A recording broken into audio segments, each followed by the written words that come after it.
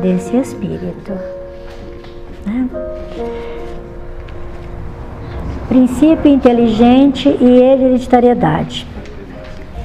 Reportando-nos à lei da hereditariedade, é imperioso, de certo modo, recordar a geometria para simplificar os conceitos. Considerando a geometria por ciência que estuda as propriedades do espaço limitado, vamos encontrar a hereditariedade como lei que define a vida, circunscrita à forma em que se externa. Só a inteligência consegue traçar linhas inteligentes.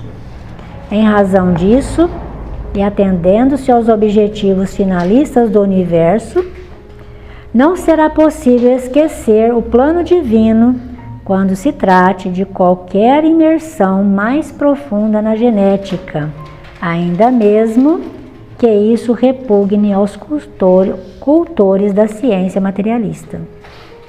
Como se estruturaram os cromatídeos nos cromossomas é problema que de todo por enquanto nos escapa ao sentido, mas sabemos que os arquitetos espirituais entrosados à supervisão celeste gastaram longos séculos preparando as células que serviriam de base ao reino vegetal, combinando nucleoproteínas e glúcides e a outros elementos primordiais, a fim de que se estabelecesse um nível seguro de forças constantes entre a bagagem do núcleo e do citoplasma.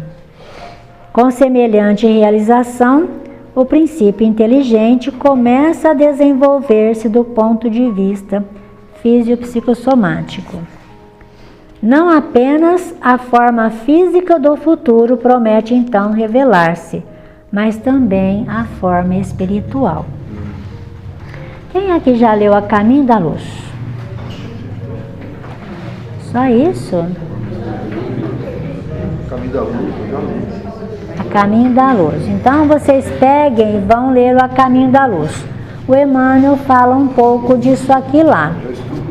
Na formação, né? Na projeção dos corpos. Então, sob a supervisão celeste, isso aqui foi tudo testado. Então, assim, Jesus Cristo com a sua equipe celeste que acompanhou, que foi começando a desenvolver essas primeiras formas, tá? Isso testando. Ia para o laboratório do mundo invisível, novos testes, e ia se aplicando à vida terrena. Então, toda a vida na Terra, ela foi acompanhada. Por isso que ele diz aqui para nós, né, que em razão disso e atendendo-se aos objetivos finalistas do universo, não será possível esquecer o plano divino quando se trate de qualquer imersão mais profunda na genética. Desde o primeiro princípio de vida, todo ele foi elaborado, testado, organizado, aprimorado, testado de novo, aqui quando chegou na formação de nossos corpos o mesmo princípio, até chegar naquilo que seria o ideal.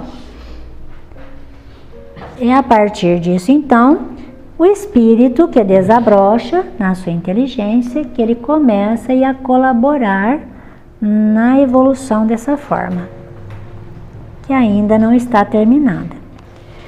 Então, a genética, nós vamos entender que a primeira genética, ela vem de quem?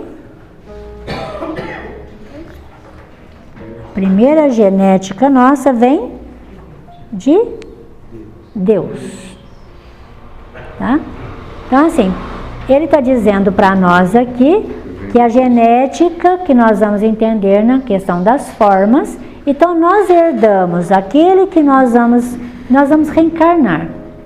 Vamos eleger aonde nós vamos nascer, a família. Mas as pessoas aonde nós vamos reencarnar, ela também vai ser definida de acordo com a nossa necessidade que a gente vai ter. Então, a genética é escolhida nas formas também. E a genética espiritual nossa, primária, é de Deus. Então, nós possuímos espiritualmente a genética de Deus. Ou não? Sim. Não fomos criados de Deus? Não é? Vocês lembram quando vocês nasceram de Deus? Vocês sabem quantos anos vocês têm? Mais ou menos.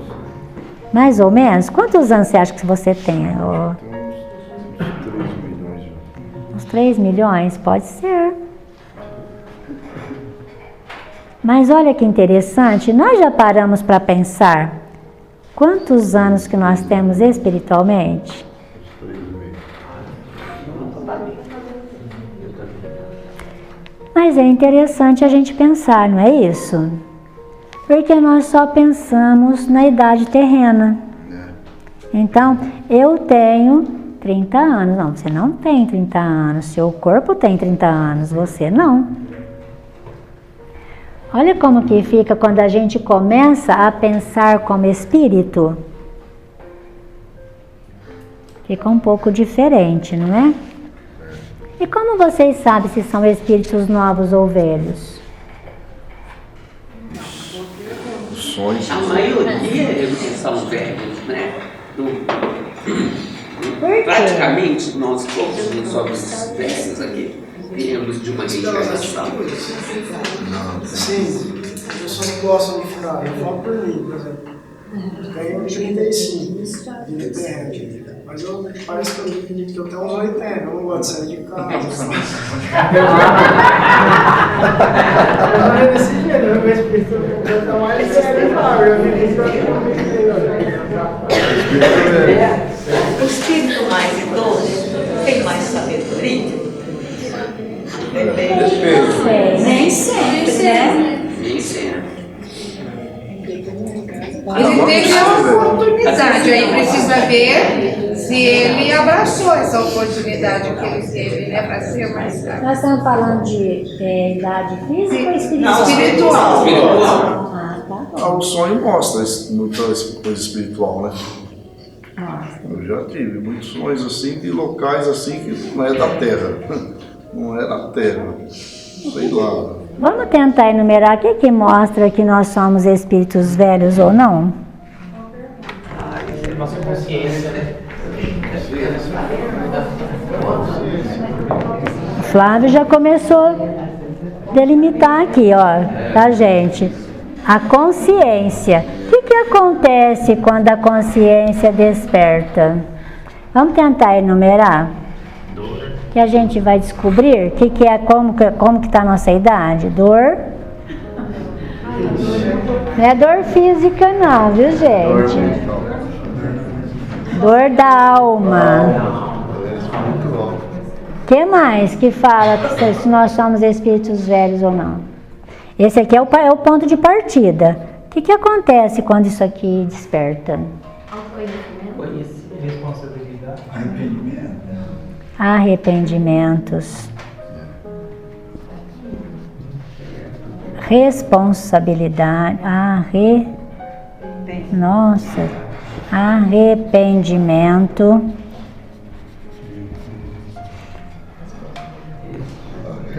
Responsabilidade é a consequência disso. Responsabilidade é o que resulta essas coisas aqui. O que mais? Discernimento também é resultado. Ele vem de discernimento. Isso aqui vira resultado. O que mais que vem aqui? Perdão. Perdão? Perdão vem aqui também. Paciência. Aqui também vem. É resultado. Vontade. Aqui vem aqui também.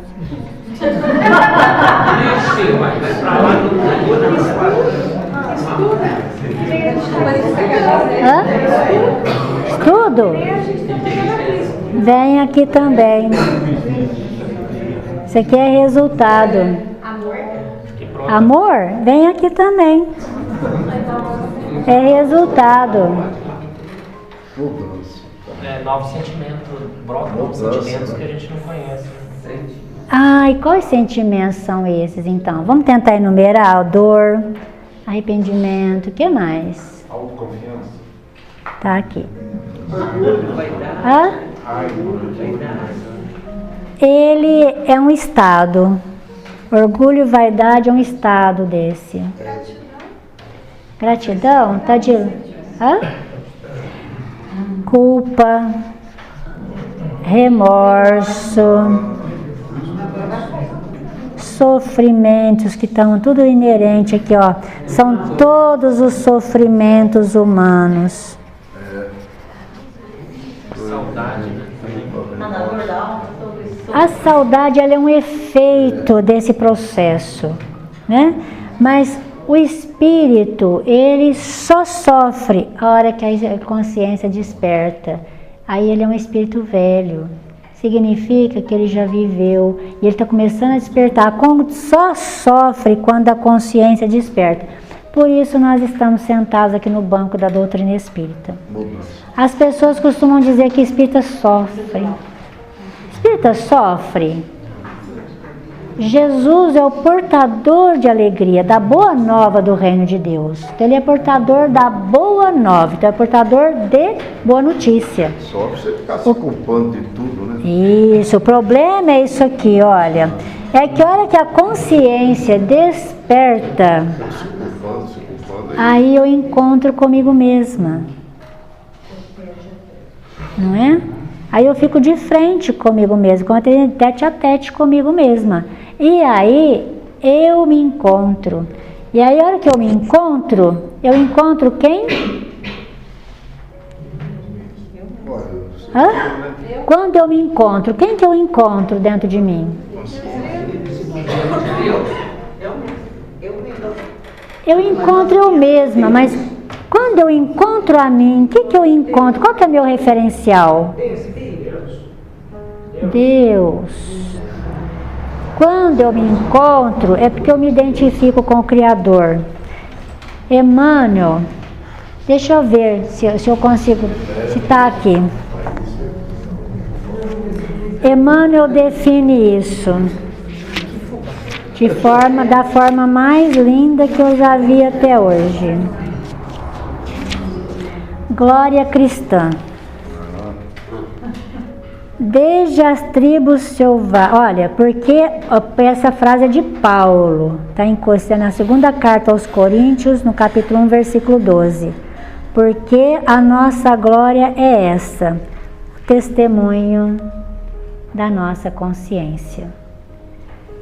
Desde as tribos selvagens que precederam a organização das famílias humanas, tem sido a terra grande palco utilizado na exibição das glórias passageiras. A concorrência intensificou a procura de títulos honoríficos transitórios.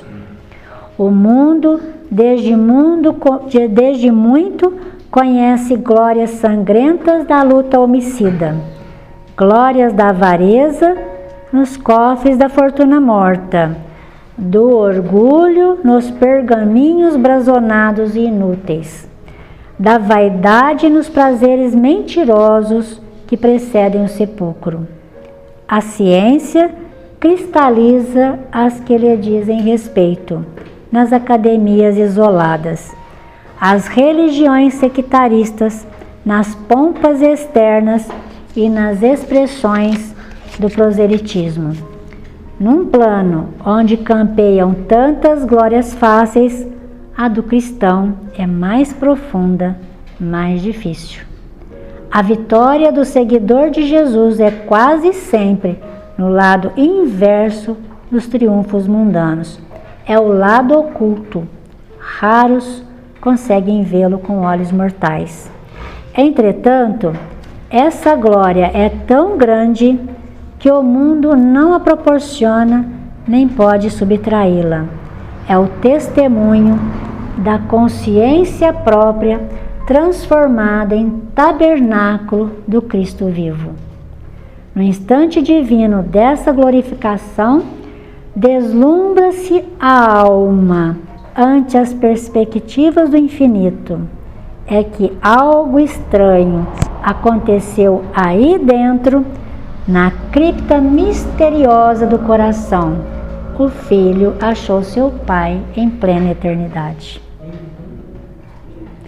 É a página mais linda que eu já vi e já li até hoje, que define exatamente esse momento em que a consciência desperta e nós encontramos Deus em plena eternidade. E ao encontrá-lo, nós queremos corresponder ao seu amor, à sua vontade, e nós vemos que nós somos pecadores, que nós erramos muito. Então isso gera dor, gera sofrimento, porque entre eu e Deus abre um abismo enorme, que eu não via antes. E eu começo a querer transpor agora esse abismo. Então eu entro na minha luta. E quanto mais a vontade se torna mais forte em mim, mais eu ando rápido aqui, cheio de culpa, de remorso, arrependimento, e isso gera sofrimento. Mas quanto mais eu me esforce, o meu resultado é isso aqui, mais responsável me torno. Tenho mais discernimento, consigo perdoar mais os outros, porque agora eu compreendo os outros através de mim. Essa é a grandeza do despertar da consciência. Me tira uma dúvida, se hoje, no caso, as pessoas falam as coisas para mim, eu não consigo, não estou falando que eu sou perfeita, que eu não consigo ofender a pessoa. A minha mãe falava assim, você é muito bocó, a pessoa fez isso para você, você fica quieta, você não fala. Até hoje eu não falo. Então, eu acho que no futuro, acho que eu ofendi muito, às vezes através da palavra, e hoje eu já não consigo mais ofender a pessoa. No passado, não consigo mais ofender a pessoa. Às vezes até comento com o Mauro, nossa, fulano falou assim comigo, e eu não consigo falar, eu sou uma boba. Não consigo dar resposta, que eu acho que é merecida. Então isso no passado, eu devo ter ofendido muitas pessoas ou maltratado, causado algum mal, não sei. Hoje eu não consigo ofender. Em verdade, dentro dessa colocação que Emmanuel nos fala, você já despertou a consciência. Não é que você está pagando porque fez isso no passado, ou porque já fez isso ou aquilo. Em verdade, a alma, quando desperta a consciência, ela sofre por causa disso, porque ela agora carrega consigo que ela não pode mais fazer aquilo. Ou até mesmo ela tem a consciência do aprendizado, né? Que eu não tenho a necessidade do revídeo. Exatamente, Terezinha. Então isso já denota crescimento. E a gente vai, conforme vai estudando, vai vendo o Evangelho, os estudos dos livros, a gente vai mudando muita coisa sem perceber. De repente a gente para e fala assim, mas eu não fazia assim, eu fazia diferente, né? Que era muito pior, carretar de vez coisas que não precisava.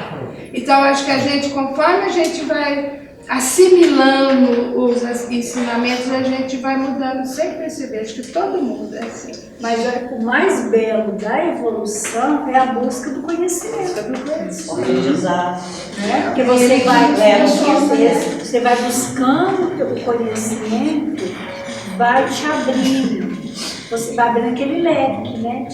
Muitos sentimentos que é inerente, que nós trazemos lá de trás, ele vai se tornando pequeno. A gente vai vendo o horizonte que está tão amplo à tua frente, que muitos sentimentos você consegue abafar um pouco. Viu que já diz o nosso estágio evolutivo? Então isso já começa a denotar a idade, o crescimento espiritual. Então, quando a Andréa falou que aí nós vamos, que é o estudo, então o estudo, na verdade, ele já é a consequência, já está aqui. Porque agora, isso aqui me leva a querer conhecer. Eu começo a ter sede de conhecimento. E isso vai me transformando. Quanto mais eu busco conhecimento, eu gero autoconhecimento. E vou mudando. Você vai só quando desperta, por exemplo, um sentimento é que você vai sentir essa dor na alma ou não? Só quando a consciência desperta. Então, mas algum desses sentimentos, ou não? Qualquer um deles. O primeiro, normalmente, é o arrependimento. Então, mas aí vai gerar essa dor. Aí ele vai gerando dor. Porque o arrependimento é sobre mim, não é? Ele é sobre nós mesmos, não é sobre o outro, é sobre nós. Por isso gera dor. Né? Então eu olho aquilo que eu ainda sou, que eu não quero ser, e olho o que eu não sou, que eu quero ser. Mas tem uma lacuna que eu tenho que conquistar. Então eu tenho que percorrer esse caminho. E ele não dá saltos, eu não consigo anular isso aqui. Eu tenho que conviver e aceitar que eu sou daquela forma. E aí, a partir disso que eu vou criar o novo ser que eu desejo. Vou cultivar esse novo ser. Então podemos dizer que quem não tem essa consciência aí são espíritos mais novos. São mais jovens. Porque se não despertou para a consciência, não tem ainda consciência do certo e errado. Tá? Despertou na consciência e nós já começamos a discernir o que é certo e o que é errado. Não tem jeito. Com relação ao que a Rose falou, a história de calar-se, muitas vezes não significa que a gente concordou com uma pessoa. É que você não quer discutir com a pessoa. Porque se você retornar, ela também vai. Então, eu acho que calar é uma forma de sabedoria. E não significa que você concordou com a pessoa de falar. Sim, porque a maioria das vezes a pessoa é da família dentro da sua casa. Então, se você vai responder, vamos supor, a altura, que a gente acha a altura, vai ficar um clima horrível. E a pessoa é de dentro da sua casa, então deixa. Eu prefiro às vezes, errado, eu ficar magoada, mais do que causar um atrito. Esse exercício, gradativamente, ele já vai te levar a uma outra compreensão, que eu não preciso ficar magoada. Então, tá? esse é o problema. O próximo passo será esse, mas o primeiro você já deu. É não revidar. Né? O próximo é já não se incomodar. Aí a gente dá um passo maior. A hora que a gente dá esse passo maior de não se incomodar, ele é libertador. Aí nós vamos mais rápido. Porque aí já é a aceitação da pessoa, o ser humano, que a gente tem Aí que ela aceitar não sente como as dor pessoas mais. são. Entendeu? Quanto mais nós vamos deixando essas amarras pesadas, menos dor a gente sente. E olha o quanto é lindo, porque nós ainda somos, a gente viveu aquela fase do olho por olho, dente por dente, né?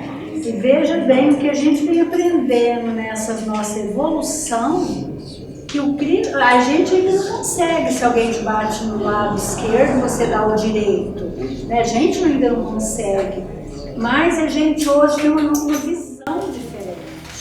É o que acontece todo dia, o que acontece com a Rosa, acontece comigo, aquela coisa de você ser magoada dentro da tua família. E de repente você se calar, porque você fala, não vale a pena. Olha como é lindo, não é? E vamos, a hora que for começando a inverter,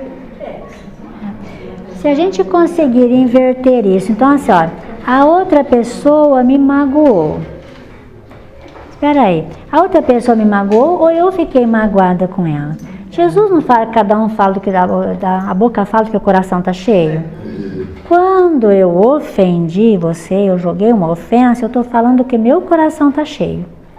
Aí se você se magoar, você catou o mal meu e ficou para você e você não sabe o que fazer com aquilo.